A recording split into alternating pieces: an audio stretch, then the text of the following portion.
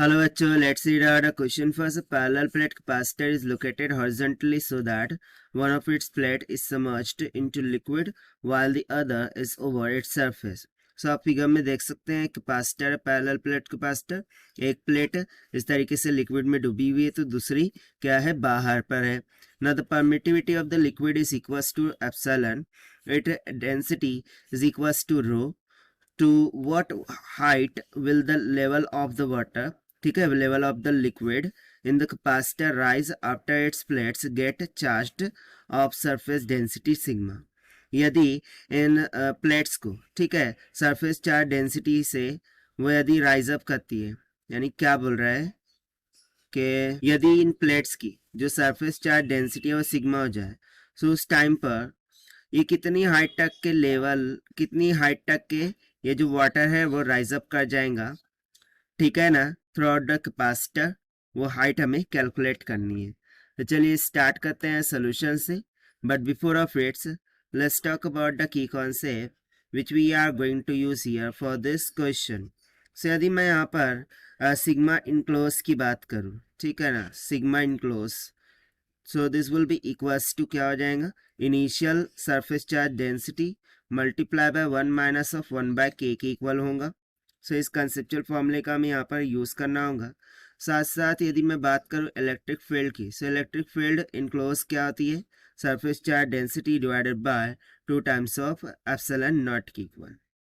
तो सबसे पहले तो हम मान लेते हैं कि ये जो राइज अप हो रहा है ये कुछ h हाइट के अबाउट हो रहा है, जिसे हमें अकॉर्डिंग टू क्वेश्चन क्या करना है, फाइंड आउट करना है. और ये किसके कारण से हो रहा है, due to surface charge density that is sigma.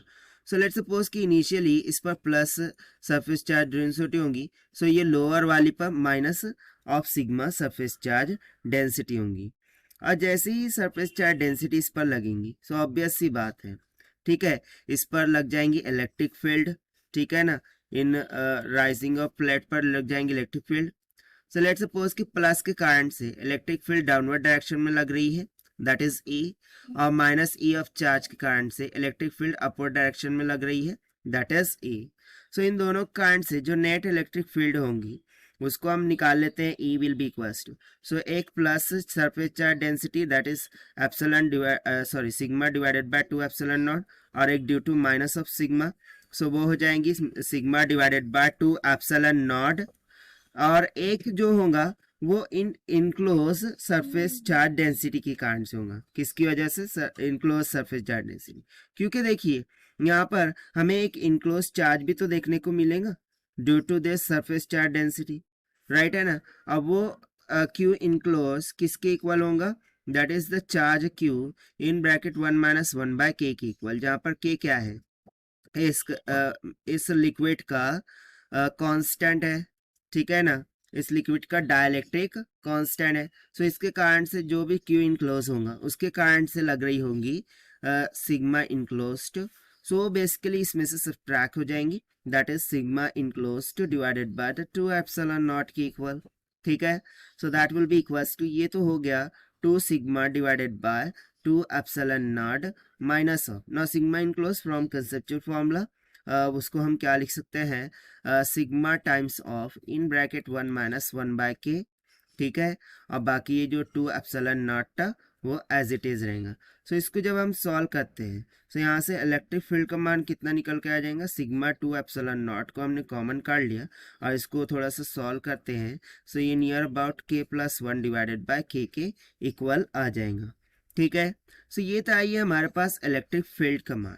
But basically हमें क्या फाइंड करना है, राइज इन हाइट एच को फाइंड करना है. सो उसके लिए देखिए due to this electric field, ठीक है, यदि मैं मान लूँ कि ये प्लेट्स है जिस पर सरफेस चार्ज डेंसिटी है plus sigma minus sigma, so obviously इसमें कुछ ना कुछ चार्ज होगा जो कि हमने यहाँ पर दिखाया क्यू इनक्लोज चार्ज. और क्यू इनक्लोज चार्ज की वजह से due to this electric field एक फोर्स लग रही होंगी, जो कि बेसिकली कहाँ पर लग रही होंगी, अपवर्ड डायरेक्शन में लग रही होंगी. So force is equals to क्या होता है, चार्ज इनटू इलेक्ट्रिक फील्ड, ठीक है ना, charge into electric field. So this will be equals to, no charge जो होगा, सो वो चार्ज किसके बराबर होगा, area into the sigma enclose के बराबर, ठीक है. सो ये हो जाएगा area into the sigma enclosed multiply by the electric field that is E। तो सभी का सभी मान हम यहाँ पर सब्स्टिट्यूट करेंगे। सो E का मान क्या निकाल के रखा था, so sigma divided by 2 epsilon naught in bracket K plus 1 divided by K था, ठीक है ना। ये तो था इलेक्ट्रिक फील्ड का मान। Multiply by area as it is रखते हैं, मल्टीप्लाई बाय और sigma enclose from conceptual formula sigma in bracket K minus का 1 डिवाइडेड बाय K हो जाएगा ना। K plus 1 K minus 1 K square minus 1 हो जाएगा, K का स्क्वायर हो जाएगा और सिग्मा इंटू सिग्मा क्या हो गया, सिग्मा का स्क्वायर हो गया। डिविडेंड में कितना बच गया, 2 एप्सिलॉन नॉट और यहाँ पर बच गया A और इन ब्रैकेट यहाँ पर सिंपली हो जाएगा K square minus 1 divided by K square के बराबर। सो ये हमारे पास क्या निकल के आई है, फोर्स। बट क्या हमें फोर्स निकालना था, नहीं, हमें निकालना था हाइट जो कि राइज अप हो रही है उस लिक्विड में। सो बेसिकली ये जो फोर्स है ये किसके बराबर होंगी, अपथर्स्ट फोर्स के बराबर।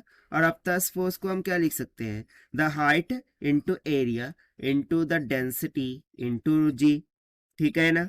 सो बस इससे हम यहाँ पर इक्वेट करेंगे। सो फोर्स का फॉर्मूला क्या निकल के आया था हमारे पीछे, सिग्मा का square divided by 2 times of epsilon not into A into के का square minus of 1 divided bye के का स्क्वायर। सो इसको इक्वेट कर देंगे हम एच ए रो और इंटू जी से। तो यहाँ से ए से ए कैंसिल हो गया और सिंपली हमें h का मान कितना निकल के आ जाएगा, that will come out to be sigma का square divided by 2 epsilon naught in bracket k का स्क्वायर माइनस ऑफ 1